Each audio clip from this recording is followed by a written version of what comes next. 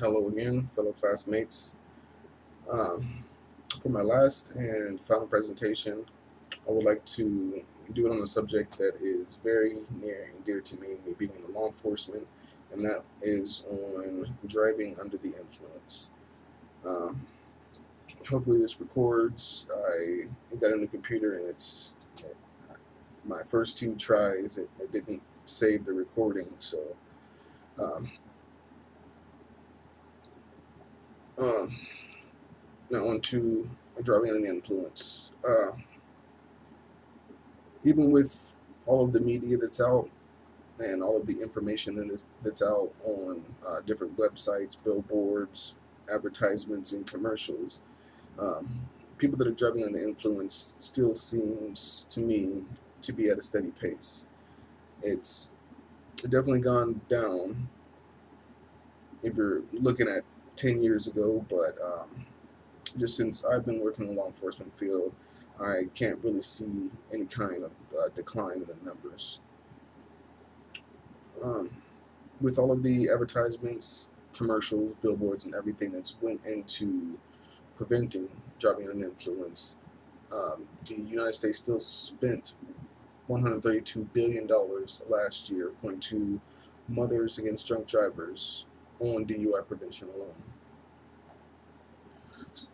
So, therefore, during this presentation, I will be talking about the reasons why people might drink, what happens when you do drink, and a couple statistics about alcohol and drunk drivers, some of the costs associated with driving under the influence, and what you can do to prevent someone you know from drunk driving. Now, the reasons why people drink could be few or far between. It could be something that you grew up with, it could be something that you see your friends do or pass down, but some of the most reasons that I've heard are just for social relevance, to feel like you're socially accepted within your group of friends or within your community of friends. Um, Another one is peer pressure. Sometimes when you're at a party or at a group gathering, you feel kind of pressured to go with the norm and just do what everyone else is doing, and just drink. And sometimes that drinking gets out of hand, or sometimes you also feel pressured to get in your car and drive. Another reason is alcohol in general is just saturated in the media right now. Um, if you watch pretty much any show that has over a G rating, you'll see some type of partying or drinking within that show somewhere. Um, Another reason is a lot of people think that drinking alcohol lets you let go of your ambitions and just have fun, just have a fun night. Just some people say that when they drink, they don't have a fear of dancing or talking in front of people, and that could be another reason why people drink. And then that, coupled with the effects of drinking, could be the reason behind a driving under the influence charge. Which leads me to the effects of drinking and what happens to your body when you ingest alcohol. Now, according to forensic defense attorney Ronald L. Moore, the path that the alcohol takes when you first start drinking is, the first, of course, it goes into your mouth, and after it's inside your mouth, it doesn't stay there that long. It's quickly goes down the esophagus, but once it's in your mouth, a small portion of the alcohol is absorbed into your cheek lining, which is partially where they get the numbers from on the breathalyzer.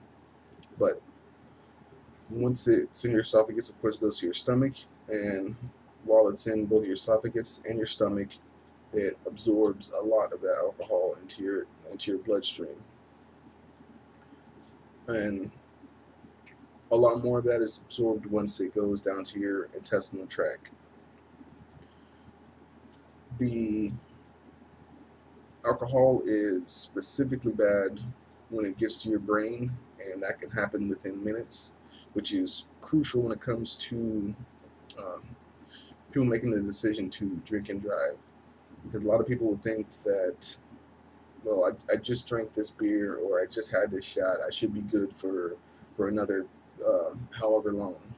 But what they don't understand is alcohol affects your brain almost immediately, and the first thing that affects in your brain is the judgment, which is also a crucial point because without judgment, you don't know if you're making the right decision. You don't know if you should hit the gas or hit the brake, or you don't know if you should increase your speed right here, or you might feel comfortable driving. Like I hear a lot of people saying that they feel like they drive better when they're drinking, or they feel like they're more comfortable while they're driving after they've been drinking, which is because of the loss of judgment.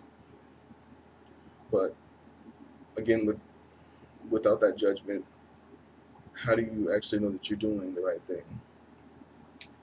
Another thing that goes once alcohol reaches your brain is your motor skills and your depth perception, which are two very important parts of driving.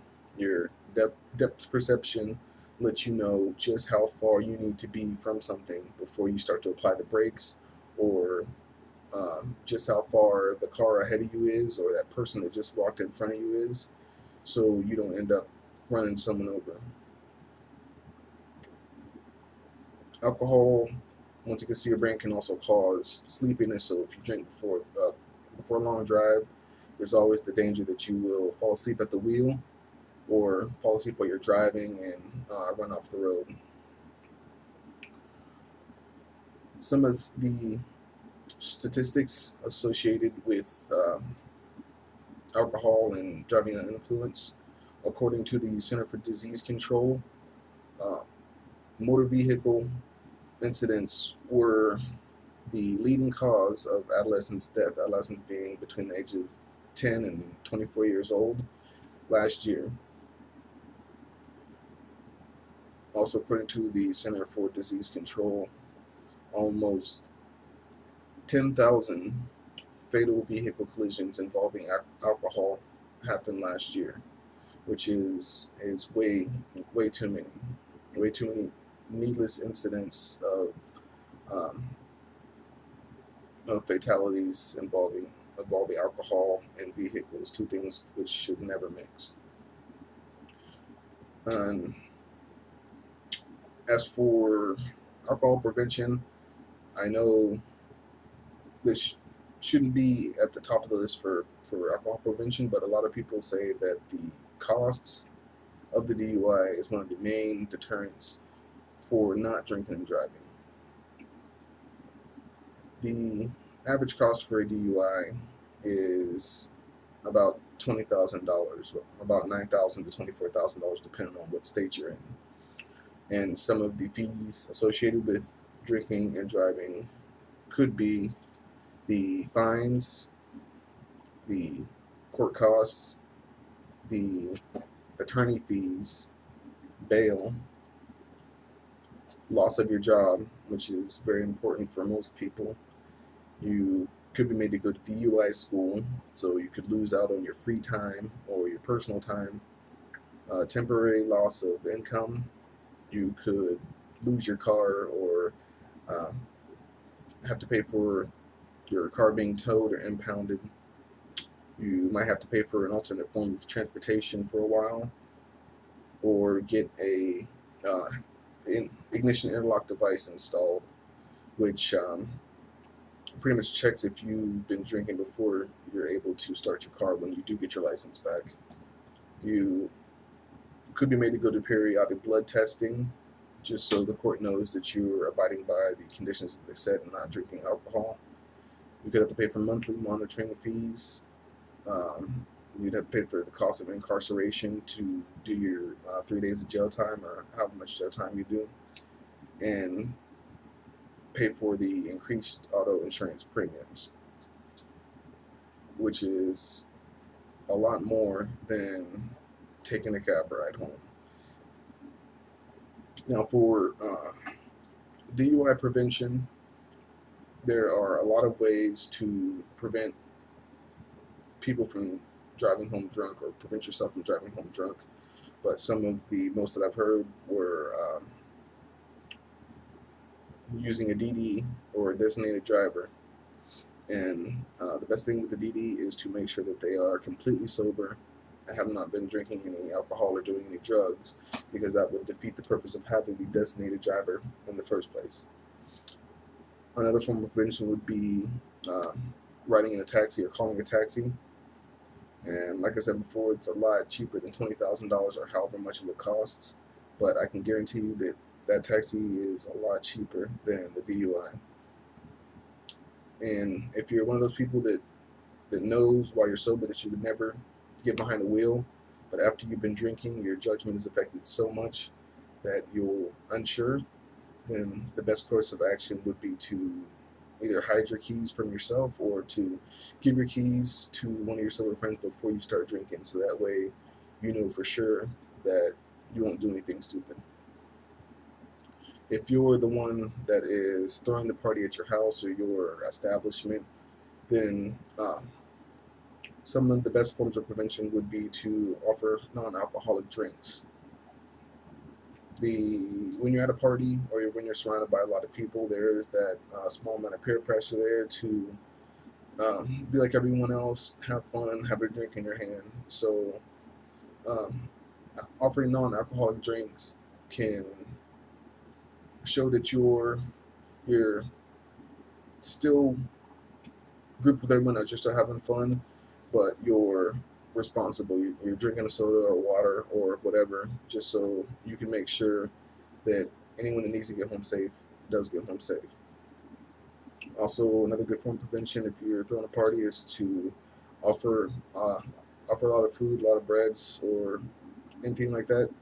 Just because once you have a lot of food in your stomach, it helps with the absorption of alcohol, and that way, once the alcohol absorbs more quickly, then if someone does decide to somehow drive home drunk, then they've had enough time for that food, for the alcohol to absorb into the food in their stomach. Which leads me to my last form of prevention is to stop serving drinks early. And when you stop serving drinks early and let the party go on a little while longer, it gives the people that are there enough time to for their alcohol to start absorbing into the system and uh, leave the system so that they can better make judgments, and gives them more time to find other means to find a way home. You can also arrange for transportation for the people there. If you know that everyone's going to be drinking, there's going to be no designated drivers, then you can always arrange for transportation, arrange for someone to come pick you up, or arrange for someone to take your party guests home. And that way, you know everyone that's there is safe. Everyone is going to make it home safe, and no one's going to end up in jail for a DUI. Uh, Hopefully, this taught everyone something. Hopefully, you can pass it on to your friends, and hopefully, this saves someone from making the mistake of drinking while under the influence of alcohol or drugs or whatever. Thank you.